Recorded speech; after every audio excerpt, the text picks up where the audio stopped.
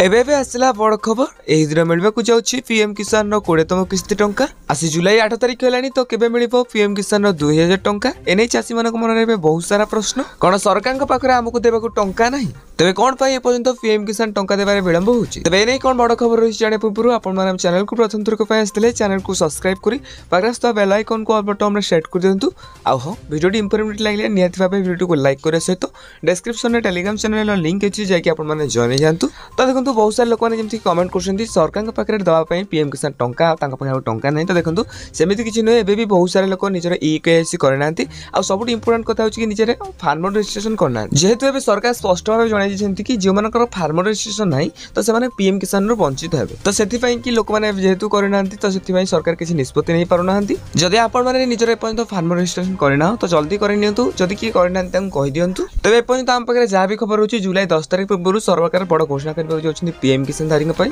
तबे आपको एबडी पीएम किसान योजना रिलेटेड अपडेट विषय जानिया पई हम चैनल को सब्सक्राइब करंतु आ हां ए वीडियो कोन देखुछन्ती नियत भाबे कमेंट बॉक्स रे कमेंट करंतु।